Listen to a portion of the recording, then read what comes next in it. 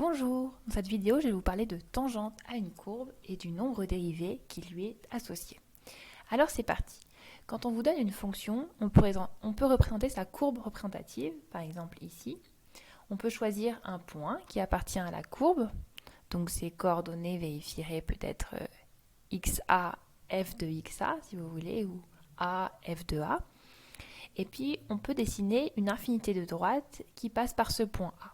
Mais parmi toutes ces droites, il y en aura une seule qu'on trouvera qui sera presque comme la courbe au voisinage de A. On va dire la meilleure approximation de la courbe au voisinage de A. Ce n'est pas une définition très rigoureuse, mais l'idée c'est celle qui représentera mieux la courbe sous forme de droite. Celle-ci, on va l'appeler la tangente à la courbe passant par le point A, et on va la noter avec une double flèche, comme ça, pour dire que c'est bien celle-ci.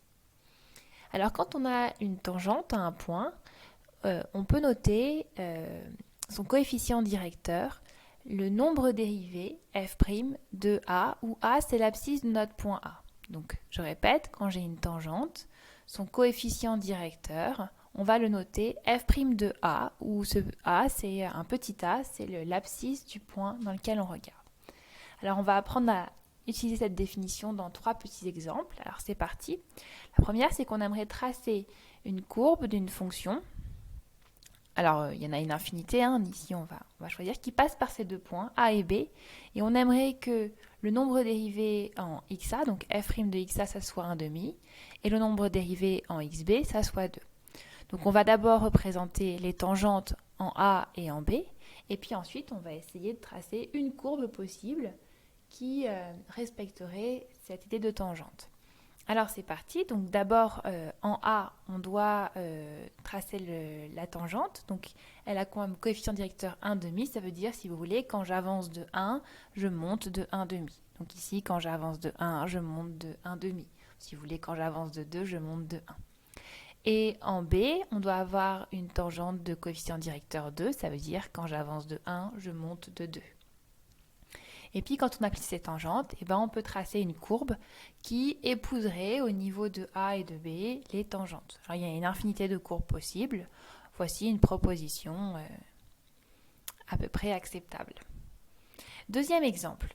On veut faire la même chose, sauf que ici les points A et B ne sont pas tracés, mais on nous les donne avec des images. On nous dit par exemple de tracer la courbe d'une fonction qui en 2 vérifie 3, que son nombre dérivé ça soit moins un quart, qui en 6 vaut moins 1 et son nombre dérivé, ça soit 0.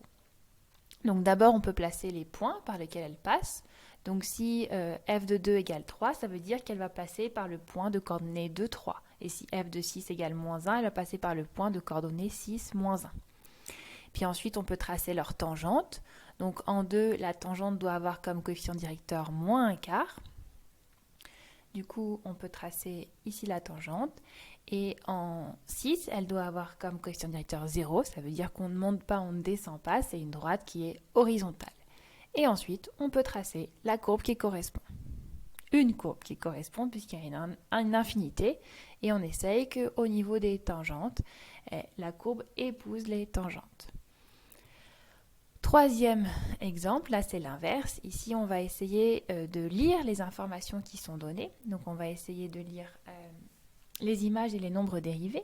Alors premier point, on peut regarder qu'en moins 2, ici on voit que l'image c'est 2. Et puis on peut lire le coefficient directeur de la tangente qui est tracée. Donc ici quand on avance de 1, on voit qu'on monte de 1,5. En 1, c'est la même idée. Donc l'image de 1 c'est 4. Et on voit qu'on a une droite horizontale pour tangente, donc son coefficient directeur, c'est 0. Ensuite, en 5,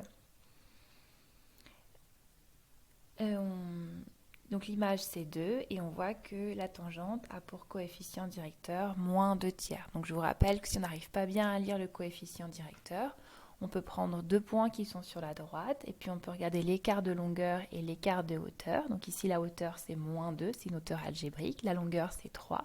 Et on fait hauteur divisé par longueur. Donc ici, moins 2 sur 3.